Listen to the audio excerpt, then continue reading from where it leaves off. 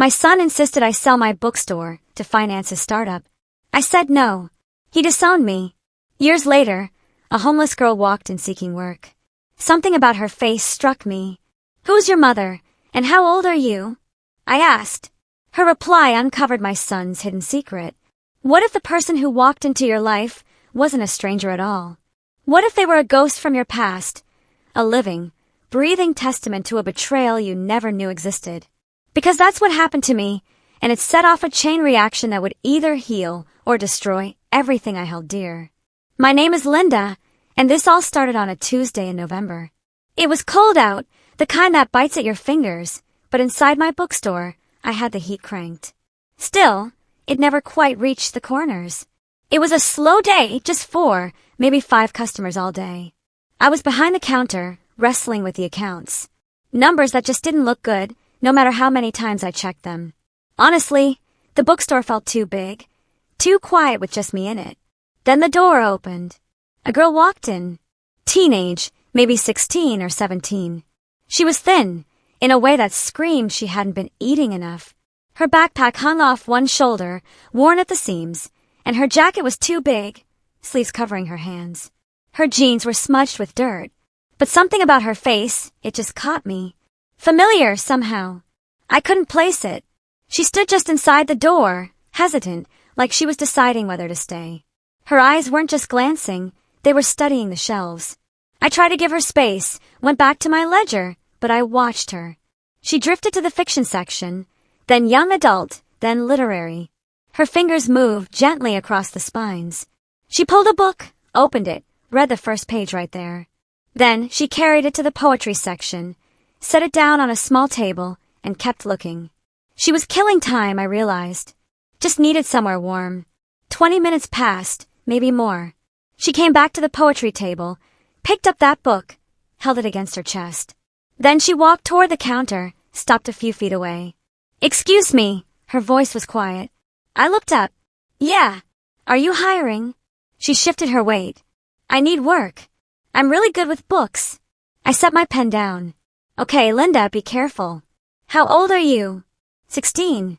Quick, like she practiced it 100 times. "I know I'm young, but I work hard. I can prove it." 16. "What's your name?" "Jennifer." A pause. "Jennifer Carter." "Carter." I rolled the name around in my mind. Nothing. "Where do you live, Jennifer?" She looked down. "There's a shelter 2 blocks over." I've been staying there. A shelter. This kid was homeless. My stomach twisted. "You're not from around here?" "No. Upstate. I ran away from an orphanage about a year ago." An orphanage.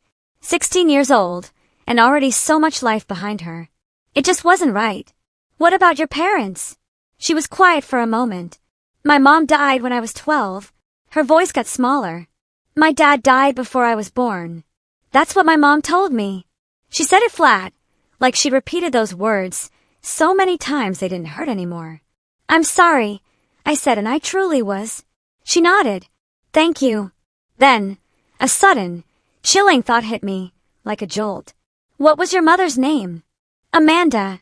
She looked up at me. "Amanda Carter." The air went out of the room. Amanda. I saw her then. Not this girl, but the girl from years ago. Dark hair, pulled back. A soft voice. She used to come into this very bookstore to meet Chris, my son. She'd sit in the corner with him, reading poetry out loud while he pretended to pay attention. That was 16, 17 years ago. She was here all summer. Then she just stopped. I'd asked Chris about it once. He'd shrugged, said they broke up, said she went back to her hometown. He didn't seem bothered, just moved on. I never saw Amanda again. Never knew what happened to her. Until now. This girl, Jennifer Carter, standing in front of me. 16 years old. The timeline fit. I looked at her again. Really looked. The way she held herself, the set of her jaw. That familiar something I'd noticed when she first walked in, it reminded me of Chris when he was younger. My stomach dropped. Could she be? No. I was jumping to conclusions. Amanda had been Chris's girlfriend for one summer. That didn't mean anything. Plenty of girls are named Jennifer. Plenty of last names are Carter. But 16 years old. Amanda's daughter. And that face. I needed to think. Needed to figure this out before I did anything stupid. Can I ask you something? Jennifer said, breaking through my thoughts. Of course. Do you really have a job, or were you just being nice? The hope in her voice, so fragile, and the fear underneath it. That sealed it. I made my decision. I have a job. You're hired if you want it. Her eyes went wide. Really? Can you start tomorrow at 9? She stared at me. You don't know anything about me. I know you love books. That's enough for now. She was shaking. Just a little. I don't have references or anything. That's fine. I can work mornings, afternoons, whatever you need. We'll figure it out tomorrow. I came around the counter. There's a couch in the back office. It's not much, but it's warmer than a shelter. You can use it until you find something better. I can't pay you. You'll work. That's payment enough. Jennifer just stood there, like she couldn't process what was happening. Her eyes filled up. She blinked fast, trying to hide it. Thank you, she said, her voice cracking. I won't let you down. I promise. I believe you. She nodded, wiped at her eyes quick. 9 o'clock tomorrow. 9 o'clock. She turned to go, made it to the door, then stopped. Why are you doing this? I looked at this girl. This stranger who might not be a stranger. Because you asked, I said, and I have a job that needs doing. She nodded, didn't say anything else. Just walked out into the cold. I stood in the empty store. The accounts still spread out on the counter. The quiet Preston. Amanda Carter had a daughter. And that daughter just walked into my bookstore. I sat down in the chair behind the counter, put my hands flat on the ledger. The math was simple. Chris dated Amanda 17 years ago, maybe 16. Jennifer was 16 now. It could be coincidence, or it could be something else. I didn't have proof. Just a gut feeling and a familiar face. That wasn't enough to go making accusations. Wasn't enough to call anyone or make a scene. But tomorrow, Jennifer would come back. Tomorrow, I could start asking the right questions. Careful questions. See what I could learn. Tonight, I just sat there in the bookstore that had been mine and Paul's for 40 years. The bookstore that was only mine now. And I wondered if maybe, just maybe, I wasn't as alone as I thought. She showed up at 8:45 the next morning. I was unlocking the front door when I saw her coming down the sidewalk. Same worn backpack, different jacket, but just as oversized. Her hair was pulled back in a ponytail. She walked fast, like she was afraid I'd change my mind. Good morning, I said. Good morning. She stopped on the sidewalk. I'm not too early, am I? Not at all. Come on in. She followed me inside. I turned on the lights, the overhead fixtures flickering before they caught. The store always looked better in the morning. Light coming through the front windows, dust motes floating in the air. Have you had breakfast? I asked. She hesitated. I'm fine. That meant no. There's a coffee shop next door. Go get yourself something. Tell Marco I sent you. He'll put it on my tab. I don't need. You can't work on an empty stomach. Go. I'll be here when you get back. She went. I used the time to clear off the desk in the back office. Move boxes of inventory. The couch was old, cushions sagging, but it was clean. I found a blanket in the storage closet. A pillow that smelled like mothballs, but it would do. Jennifer came back 15 minutes later with a coffee and a muffin wrapped in paper. Thank you, she said. I'll pay you back when I get paid. Don't worry about it. I spent the morning training her. How to work the register. How the shelves were organized. Fiction. Alphabetical by author. Nonfiction by subject. The poetry section in the back corner where the light was best. She learned fast. Asked good questions.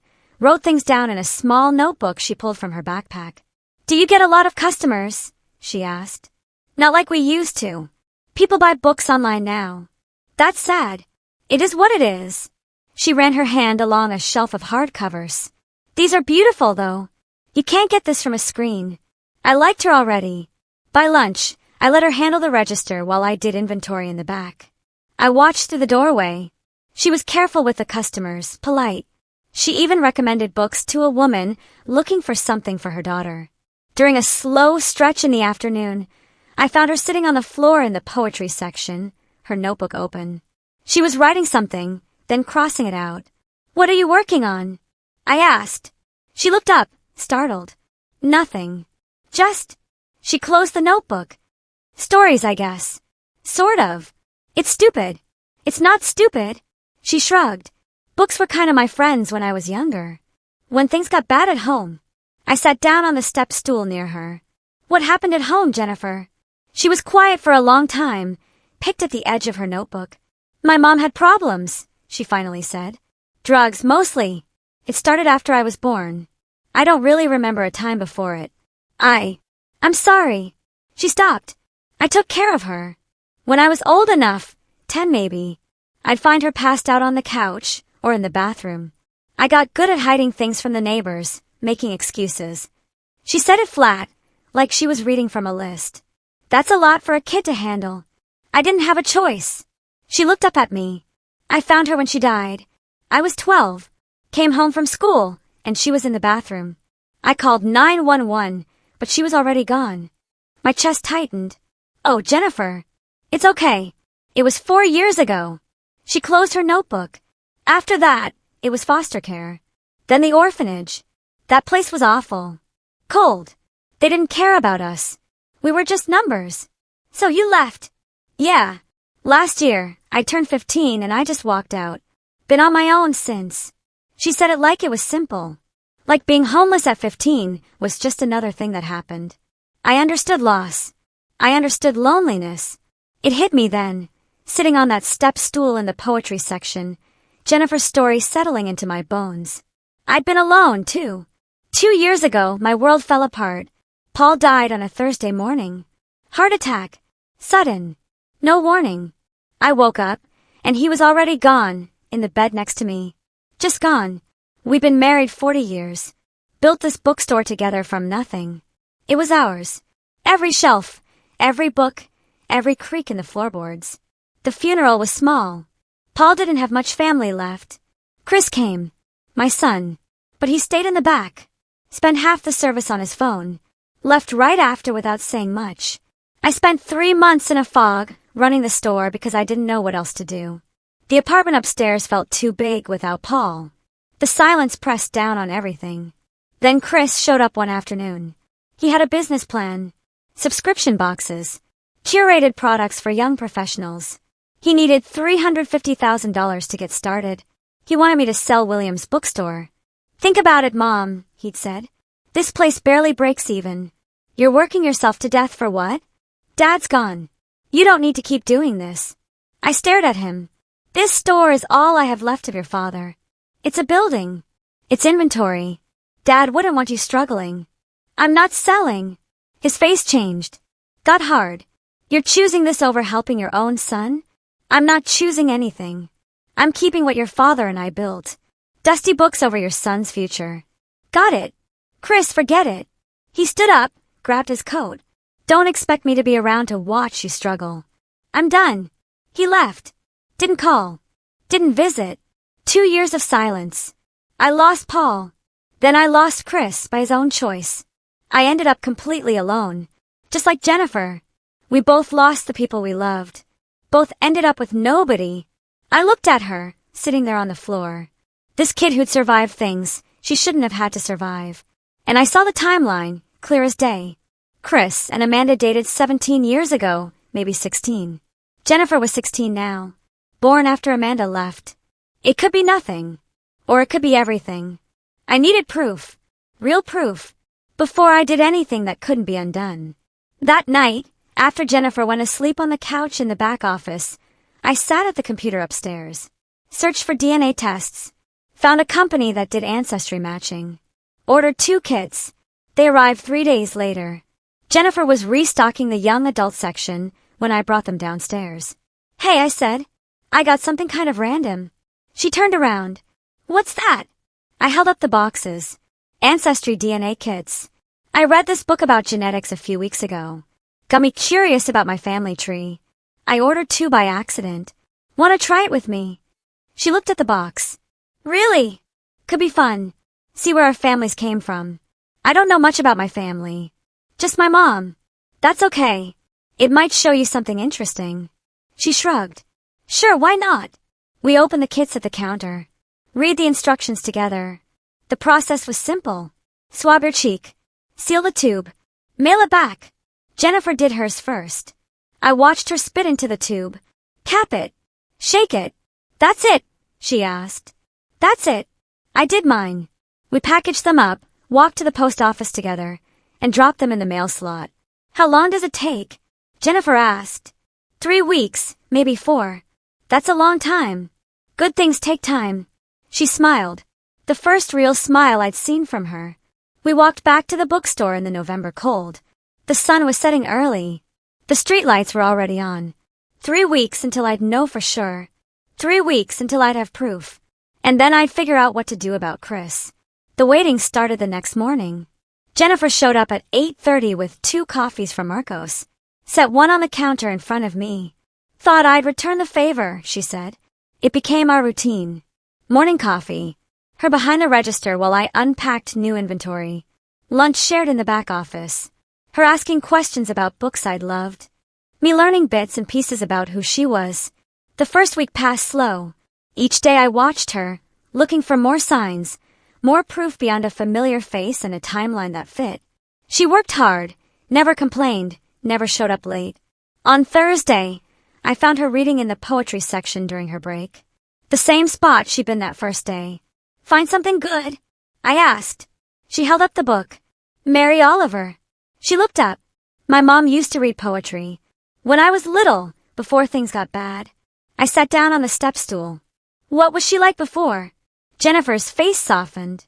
She was good. Really good. She'd make up voices for different characters when she read to me. She loved books almost as much as I do. A small smile. Almost. I might love them more. What happened to her? I asked gently. I mean, what changed? Jennifer closed the book, ran her finger along the spine. I think she was sad. My whole life, probably. Her parents kicked her out when she got pregnant. She was 20. She tried to make it work, but I don't think she ever stopped being heartbroken about it. 20. Same age Amanda was when Chris dated her. The drugs started when you were young. Yeah. I remember being maybe 5 or 6, finding needles in the bathroom. Not knowing what they were. She paused. By the time I was 10, I was the one taking care of her. That's too much for a kid. I didn't have a choice.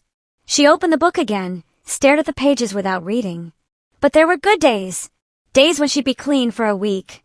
Sometimes 2. She'd take me to the library. We'd check out stacks of books. She'd read poetry to me at night. What kind? All kinds. Neruda, Dickinson, Frost. She had this old collection. Torn cover, pages falling out. She gave it to me right before. Jennifer stopped. Right before things got really bad. Told me to keep it safe. Do you still have it? She nodded, reached into her backpack, and pulled out a small book. The cover was held together with tape. Pages yellowed and bent. I carried it with me everywhere. On the streets, in the shelters. It's the only thing I have from her. She handed it to me. I opened it carefully. Inside the front cover, written in faded ink. For my Jennifer, love finds a way, Mom. My throat tightened. This is beautiful. She took the book back, held it close. Sometimes I read it and try to remember her voice. The way she'd emphasize certain words, make them sound like music. Is that why you write? To remember her? Kind of. She put the book away. I write the version of her I wish I'd had.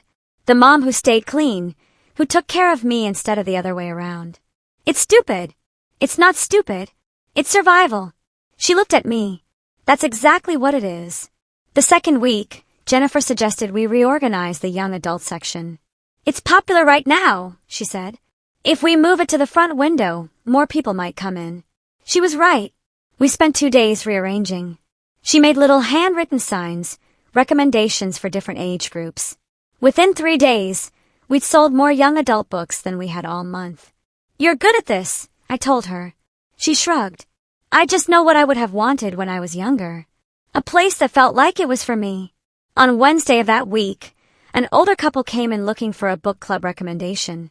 Jennifer suggested a few titles, explained why each one would work. They bought 3 books and asked if we hosted book clubs. Not currently, I said. After they left, Jennifer turned to me. Could we host a book club? You want to run it? I could try. Once a month. Really? Really? She threw herself into planning, made flyers, posted them around the neighborhood. By Friday, 6 people had signed up. I watched her with customers that week. She had a way with people, made them feel seen. An older man came in looking for something to read to his grandson. Jennifer spent 20 minutes with him, pulling books, explaining why each one mattered. "You remind me of my daughter," he said when he left. "She used to love books like this." Jennifer smiled, but after he left, she got quiet. "You okay?" I asked. "Yeah." She restocked a shelf. "It's just weird. People being nice. You're not used to it. On the streets, you learn pretty fast who to trust. Most people look through you like you're not there." She paused. "In the shelters, it's worse. Everyone's so angry, so tired. You keep your head down and stay out of the way." "What was the worst part?" She thought about it. "The fear, I guess. Never knowing if someone was going to hurt you. Take your stuff." I slept in doorways sometimes, library bathrooms, anywhere that felt safe for a few hours. "How did you survive?" "I was careful. Stayed in public places during the day. Avoided certain streets at night." She looked at me. "I got lucky mostly. Could have been a lot worse." The third week, Jennifer asked me something I wasn't expecting. "Why are you doing this?" We were closing up, counting the register. "Doing what?" "Helping me? Letting me stay here? You don't know me. I'm getting to know you." "But why?" Most people would have said no. Sent me back to the shelter. I stopped counting. Looked at her. "Do you want the truth?" "Always. I was alone for a long time before you walked in here. This store felt empty. I felt empty." I folded a $20 bill, added it to the stack. "You reminded me what this place was supposed to be. A place where people who love books can find each other." She was quiet for a moment. "I keep waiting for you to change your mind. Tell me to leave." "I'm not going to do that. People always leave, or I leave. That's how it works." "Not this time." She nodded, didn't look convinced. That weekend, I started checking the DNA website multiple times a day, refreshing my email every 15 minutes. The results posted on a Monday morning. 3 weeks and 2 days after we'd mailed the samples. I saw the notification on my phone while Jennifer was restocking the mystery section. My hands shook when I opened my laptop. There it was, clear as day. Granddaughter match. Jennifer Carter. I stared at the screen. Read it again. Again. She was Chris's daughter. I printed the results. My printer jammed twice before it worked. "Jennifer!"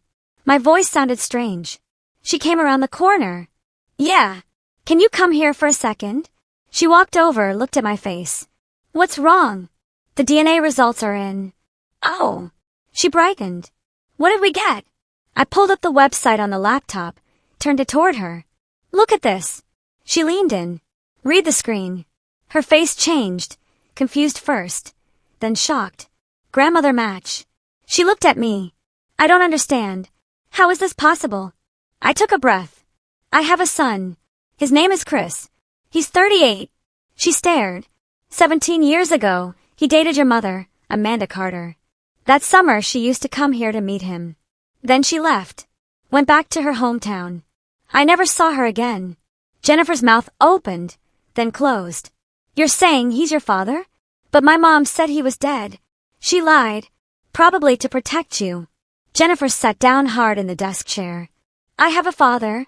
"Yes." "He's alive." "Yes." She looked up at me, tears in her eyes. "Do you think he knows about me?" "I don't know, but I'm going to find out. Soon. I need to talk to him first before." I stopped. "I need to give him a chance to do the right thing. What if he doesn't want me?" The fear in her voice, so raw, the hope underneath it. "Then he's a fool," I said. "And you still have me." She wiped her eyes, looked at the screen again. "We're really family. We're really family." She started crying then. Real crying. The kind that comes from somewhere deep. I put my arms around her and let her cry into my shoulder.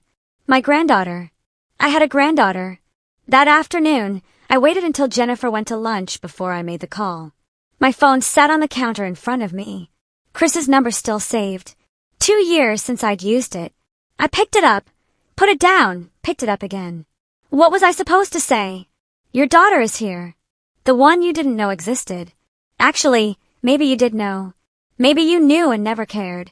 I dialed before I could talk myself out of it. It rang 4 times. I almost hung up. Mom! His voice, same as always. Impatient. Chris, I need you to come to the bookstore. Silence on the other end. Why? I need to talk to you about something. In person. I'm busy. It's important. So tell me now. I gripped the phone. Do you remember Amanda Carter? Another silence. Longer this time. What? Amanda Carter? You dated her 17 years ago. Why are you? He stopped. Why are you bringing her up? Just come to the bookstore. Today if you can. Mom, I don't have time for. Make time. My voice came out harder than I meant. This isn't something we can do over the phone. He sighed. Heavy and annoyed. Fine. I can be there at 4 o'clock. 4 works. He hung up without saying goodbye. I stood there holding the phone. My hands were shaking.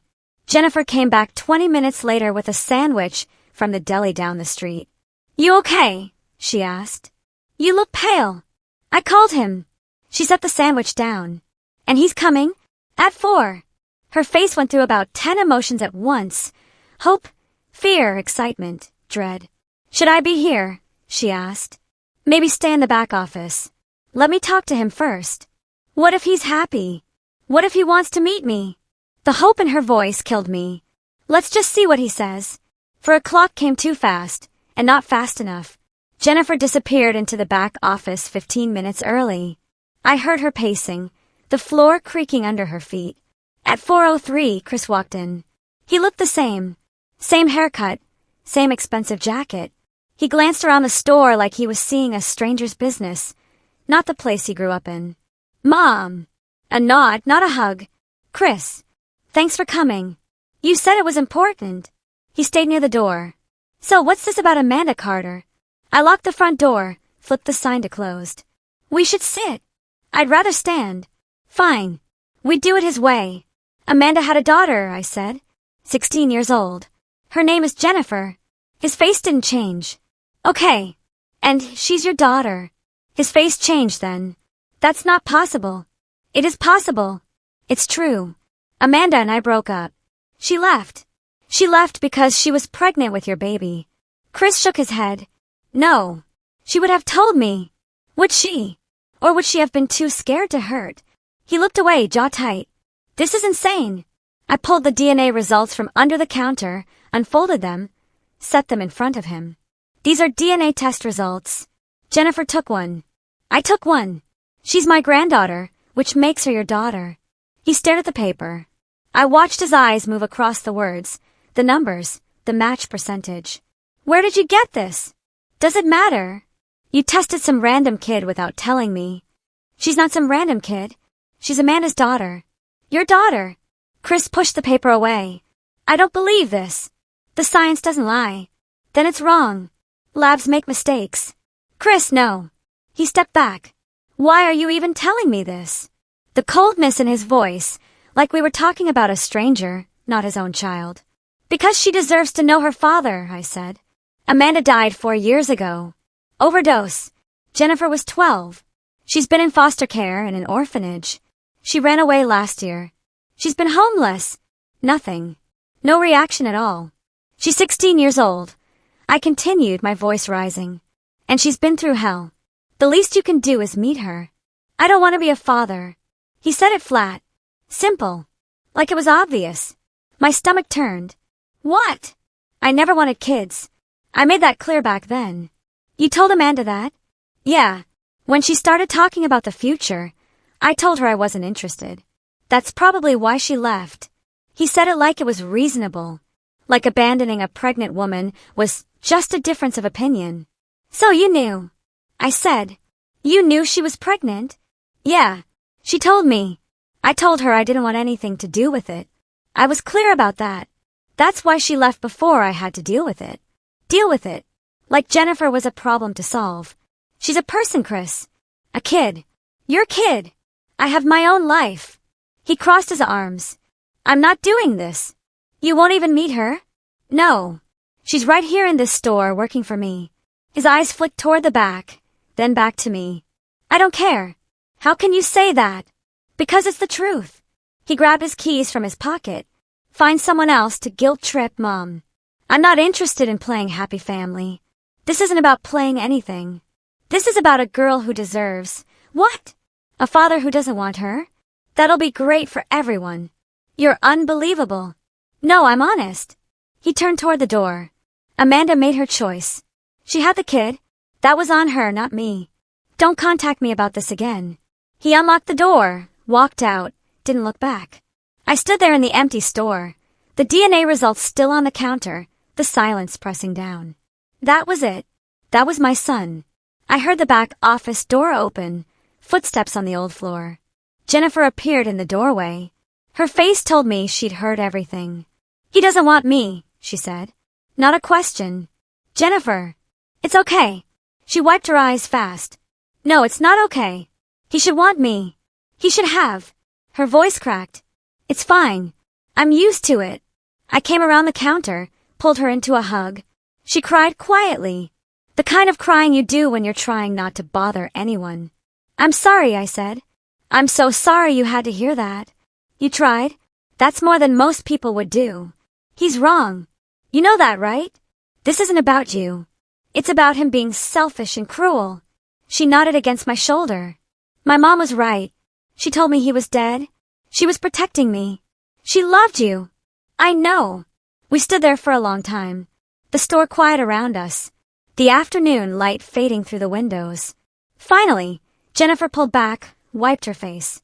So what now? She asked. Now you stay here with me. This is your home. You don't have to. I want to. I held her shoulders, looked her in the eye. You're my granddaughter. Your family. Chris doesn't get to decide that. What if he changes his mind? Then we'll deal with it. But I'm not holding my breath. She nodded, tried to smile. Can I ask you something? Anything. Do you think something's wrong with me? Like, why doesn't he want me? My heart broke. There's nothing wrong with you. Not one single thing. He's broken. Not you. Are you sure? I've never been more sure of anything. She hugged me again. Tighter this time. Thank you, she whispered. For trying, for caring. You don't have to thank me. I do, though. We stayed like that until the light outside turned purple. Until the streetlights came on. Until the world felt a little less sharp. Jennifer went upstairs to lie down. I stayed in the store, cleaned up, put the DNA results in a drawer. Chris didn't want his daughter. Fine. I did. And that was going to be enough. The next morning, we moved Jennifer's things upstairs. She didn't have much. The backpack, the poetry book, 3 changes of clothes, a toothbrush, still in its package from the shelter. That's it? I asked. She shrugged. Easier to run when you don't have stuff weighing you down. You're not running anymore. She looked at me and nodded. I showed her the spare bedroom. Paul's old office. I'd cleared it out the week before, put fresh sheets on the bed, hung curtains. This is mine, she asked. All yours. She set her backpack on the bed, ran her hand along the quilt. I haven't had my own room since I was 12. Well, you have one now. That night, I heard her moving around at 3 in the morning. Found her standing in the kitchen. Can't sleep? I asked. Not used to it being quiet or warm. She poured herself water. At the shelter, there's always noise. People coming and going, doors slamming. You'll get used to it. Yeah. She drank the water. Thank you for this. For everything. Your family. This is where you belong. She smiled, went back to bed. Within a week, she enrolled in night classes to finish high school. Worked the bookstore during the day, studied at the counter between customers. I watched her balance both without complaining. Never late, never asking for anything. You're allowed to take breaks, I told her once. I'm fine. I like being busy. The months move fast. Her first book club meeting brought in 8 people. By the 3rd month, we had 20 regulars. Jennifer led discussions like she'd been doing it for years. Asked questions that made people think, made everyone feel heard. The bookstore started bringing in more money. Not a lot, but enough that I could pay Jennifer a real wage, not just room and board.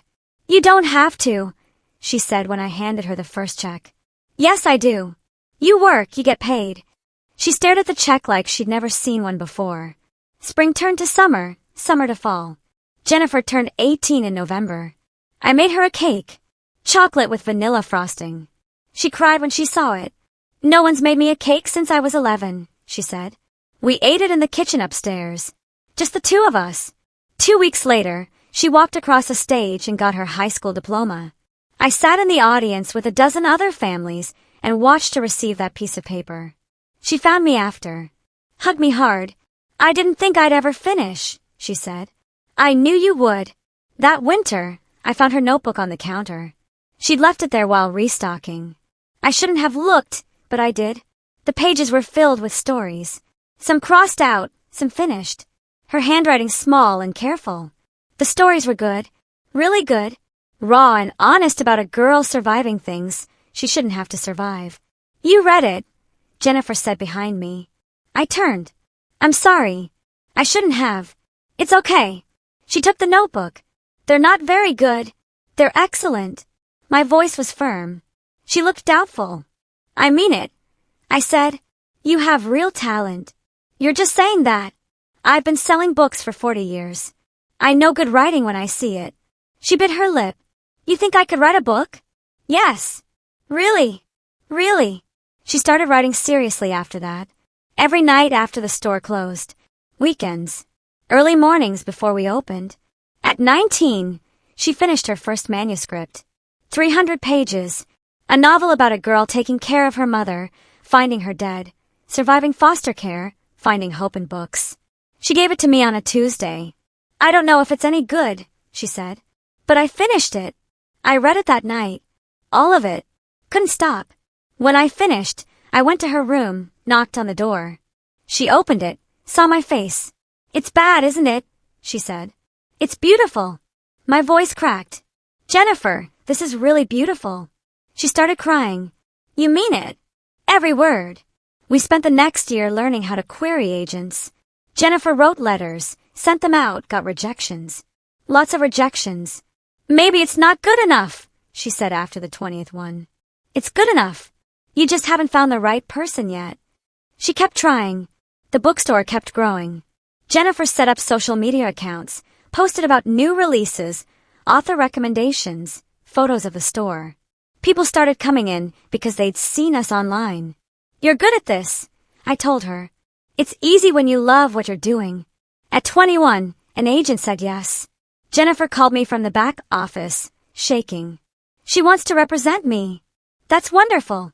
She thinks she can sell it. Of course she can. 3 months later, the manuscript sold. Small publisher, modest advance, but it was real. Jennifer held the contract in her hands like it might disappear. I'm going to be a published author, she said. Yes, you are. 2 years later, her book came out. We hosted the launch party at the bookstore. Packed the place. Jennifer read from chapter 1. Her voice steady, strong. I stood in the back and watched her. This girl who'd walked in homeless and scared, now standing in front of 50 people, reading her own words. After everyone left, we sat in the quiet store. Thank you, Jennifer said, for believing in me. I'll always believe in you. The book did well. Not a bestseller, but it sold. Got good reviews. Won a regional award for debut fiction. The local paper did a small piece on her.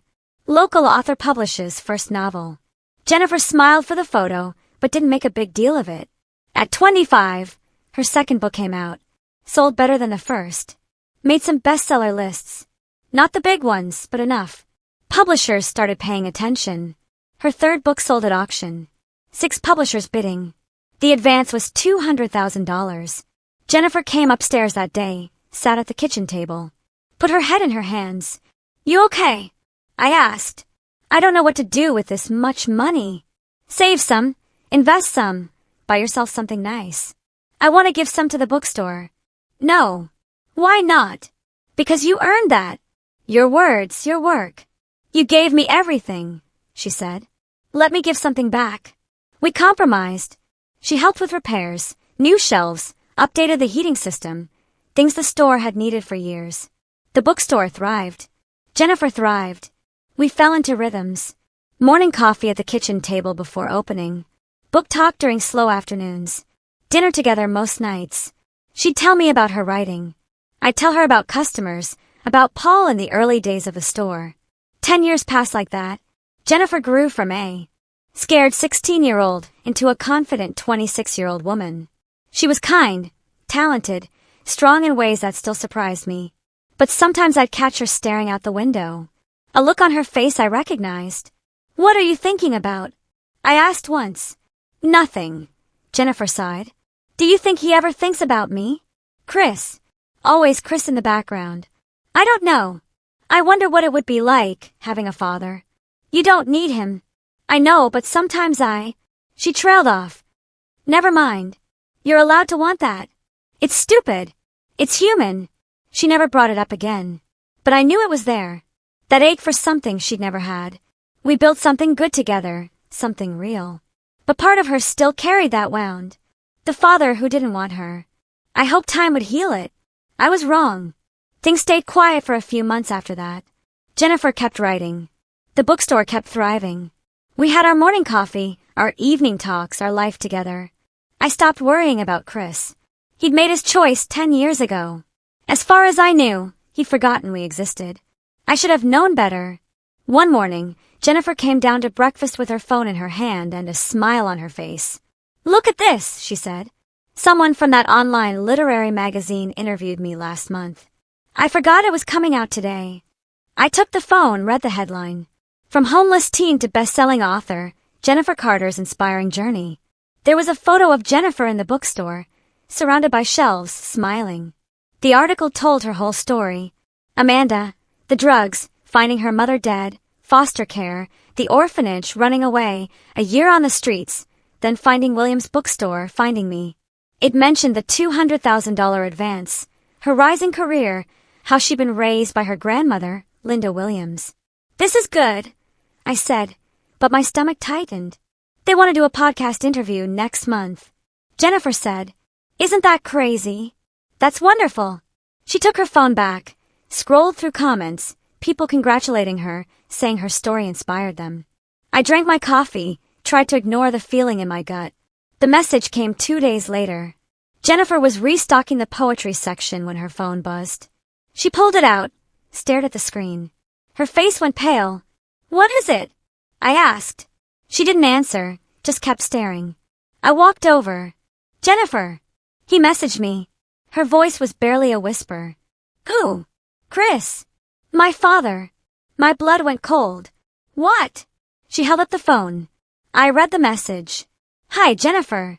I'm Chris Williams. I'm your father. Your grandmother told me about you a few years ago, and I wasn't ready then. I was wrong. I've regretted it every day since. I'd like to meet you if you're willing. I'm so sorry." I handed the phone back. "Don't answer that." "What?" "Don't answer it. Block him." "Why would I block him?" "Because he wants something." Jennifer's face changed. "You don't know that." "Yes, I do. He saw that article. Saw you're successful now. He's interested. Maybe he's changed. People like Chris don't change. You don't know him anymore. It's been 10 years. I know him better than anyone." Jennifer put her phone in her pocket. "People deserve second chances. Not him." "Why? Because he hurt you? Or because he didn't want me?" "Both." "Well, maybe I want to give him a chance anyway." We stared at each other. The first real fight we'd ever had. "If you do this," I said, my voice low, "he's going to hurt you. Or maybe he's genuinely sorry.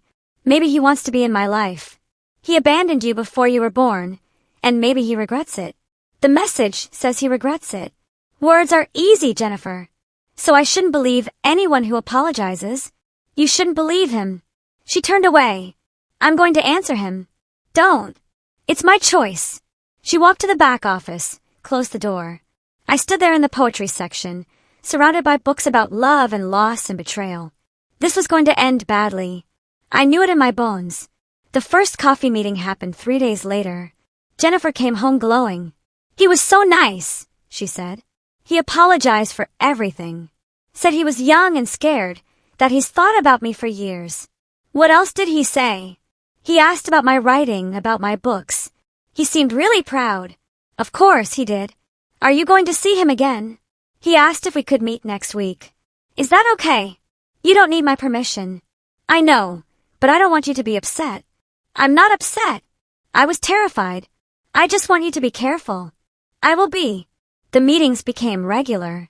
Once a week, then twice. Coffee turned into dinner. Dinner turned into lunch on weekends. Jennifer texted me updates. He's so funny. He told me about his startup ideas. He asked to see my manuscript. I watched from a distance, waited for the other shoe to drop. After a month, Chris started showing up at the bookstore. Always when I wasn't there. Jennifer would mention it later. Dad stopped by today. Dad. She was calling him Dad now. What did he want? Just to say hi. He bought a book. One of mine. How nice. You don't like him being around? I don't trust him. You don't trust anyone. That's not true. You've been alone for so long. You forgot what it's like to let people in. That stung. I let you in. Because you had to. I needed help. That's not why. Then why don't you want me to have a father? I want you to have a father who actually cares about you. Not someone who showed up the second you became successful. Jennifer's face hardened. You're wrong about him. I hope I am. But I wasn't. 2 months in, Jennifer mentioned Chris to her literary friends, brought him to a book signing. He charmed everyone, told stories, made people laugh. I watched him work the room, saw how he positioned himself next to Jennifer, how he mentioned being her father to anyone who'd listen. He's really proud of you, one of Jennifer's friends told me. Is he? After 3 months, things shifted. Jennifer came home from dinner with Chris. Quiet, thoughtful. Everything okay? I asked. He told me about a business opportunity. There it was. What kind of opportunity? Subscription boxes.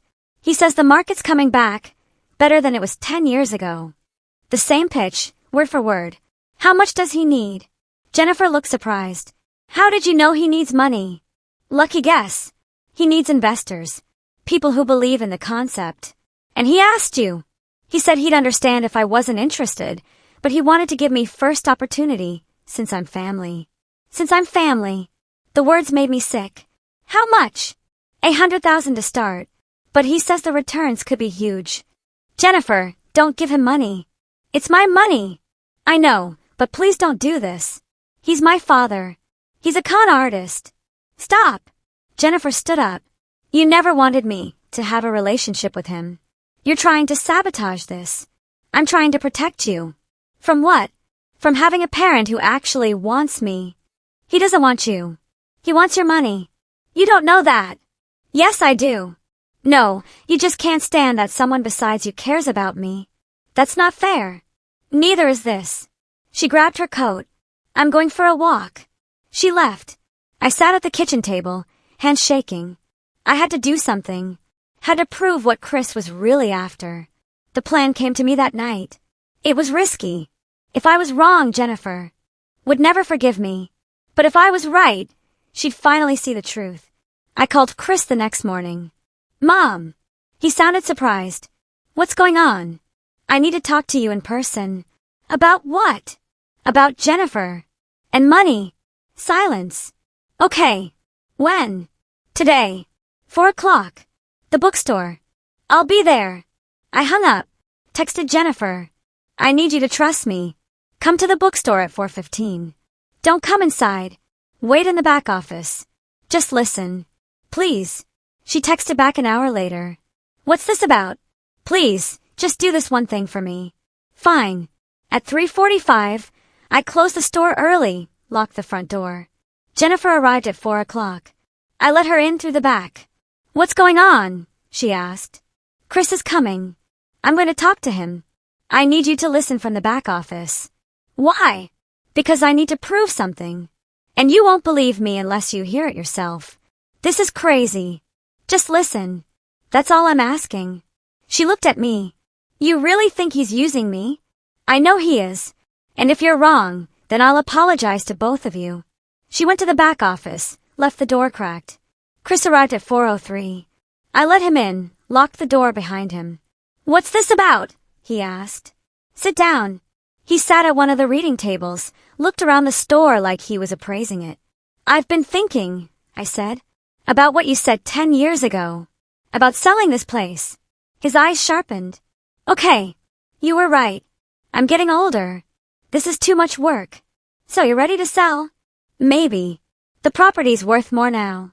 $450,000 at least. I watched his face, saw the calculation happening.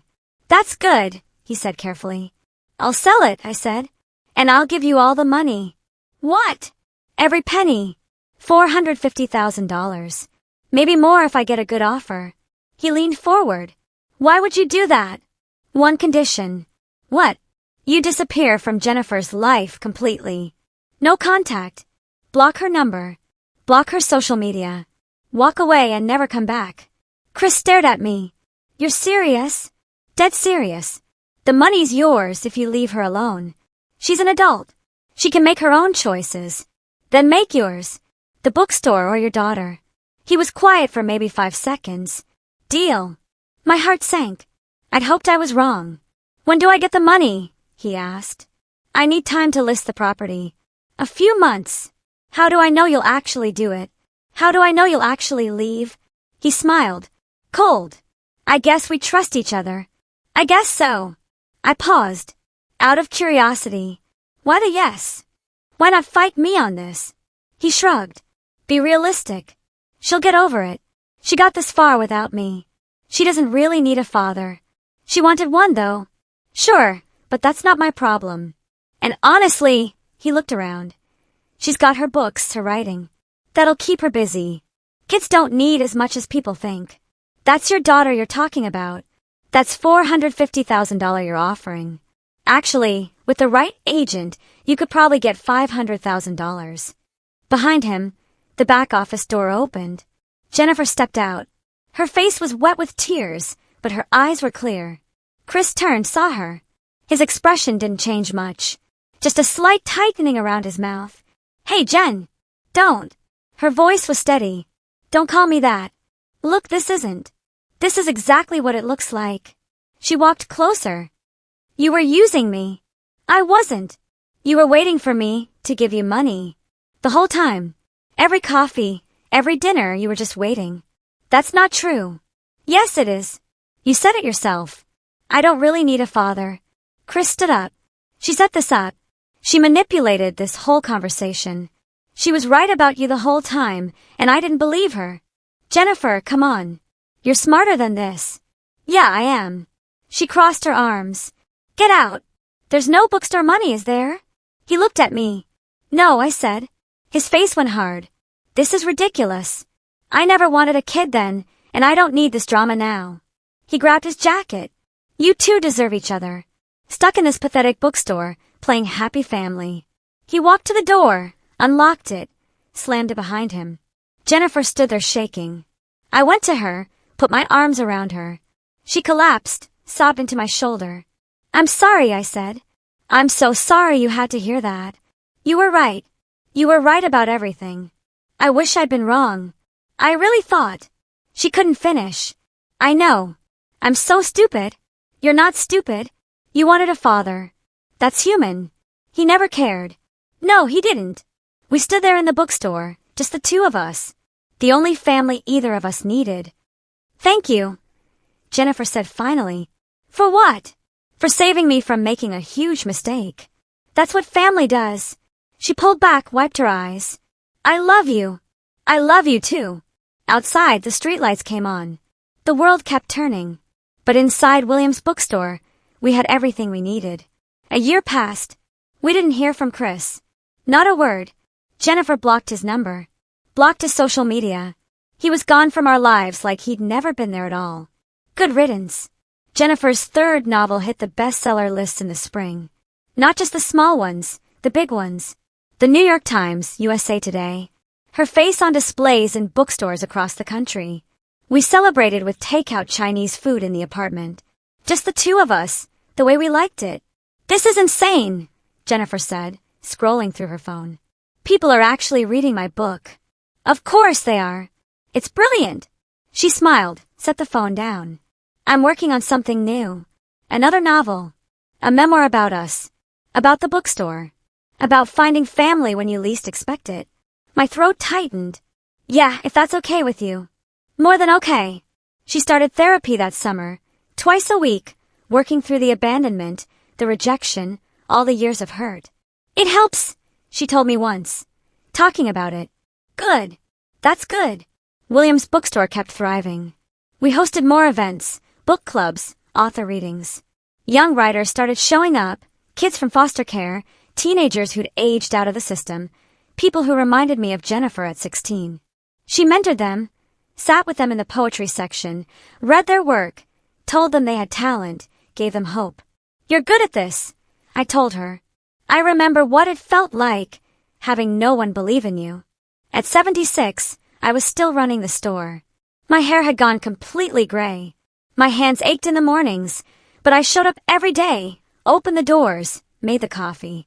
Jennifer had moved into her own apartment a few blocks away. She decorated it with books, framed covers of her novels on the walls. But she came to the bookstore every morning. We still had our coffee together, still talked about books, still lived the rhythms we'd built over 12 years. Her 4th book came out in the fall. I opened it to the dedication page. To Linda, who gave me home, family, and stories. I cried right there at the counter. Didn't even try to hide it. By December, we were planning the Christmas event. Jennifer's latest novel, a reading and signing. We decorated the store. Lights in the windows, garland on the shelves. It looked like something from a movie. The night of the event, people packed the place. Standing room only. Customers I'd known for years. New faces who discovered us online. Young writers Jennifer had mentored. Friends from her writing community. Jennifer stood at the front, read from chapter 3, her voice clear and strong. I stood in the back, watched her command the room. This woman who'd walked in 12 years ago with nothing but a worn backpack and a desperate hope. She'd built this, her career, her life, her confidence. After everyone left, we cleaned up, stacked chairs, swept the floor, put the garland back in place. I made tea in the back office, brought out 2 cups. We sat in the reading chairs by the window, the street outside dark, except for the street lights. The store warm and quiet around us. I never thanked you properly, Jennifer said. For what? For that day when I walked in here. You didn't have to hire me. You didn't have to care. I saw you. That's all. Most people don't see homeless kids. They look away. Well, I'm glad I didn't. Well, me too. She sipped her tea. This store was dying when you got here, you know. I barely had customers. You saved me too, I said. We sat in comfortable silence, the kind that only comes from years of knowing someone, of building a life together one day at a time. Jennifer laughed suddenly. Something she'd read on her phone. The sound filled the store, bounced off the shelves, warmed the corners that used to feel so cold. I looked around at the books, at the lights in the window, at this girl who'd become a woman, who'd become my family. 12 years ago, I'd been alone, grieving, going through the motions. Then a girl walked in asking for a job, and everything changed. Not because of grand gestures or dramatic moments, but because of coffee in the mornings, books shared in the afternoons, dinner conversations that stretched into evening. Small kindnesses that built into something unbreakable. Chris never understood that. He'd been looking for something big, something profitable, something impressive. He'd missed what was right in front of him. His loss. Jennifer set her cup down. I should head home. Early morning tomorrow. Okay. She hugged me at the door. Love you. Love you too. She walked out into the December cold. I watched through the window until she turned the corner. Safe. I locked up, turned off most of the lights, left the window display glowing. Upstairs, the apartment was quiet, but not lonely anymore. Never lonely. I made myself another cup of tea, sat at the kitchen table, looked at the framed photo Jennifer had given me last Christmas. The 2 of us in the bookstore, both smiling. My granddaughter. My family. Tomorrow she'd be back. We'd have our coffee. Talk about books. Serve customers. Live our ordinary, extraordinary life. So what about you? Have you ever had to cut ties with someone toxic, even family, because they were bringing you down? Or found an unexpected family where you least expected it? I'd really love to hear your stories in the comments below.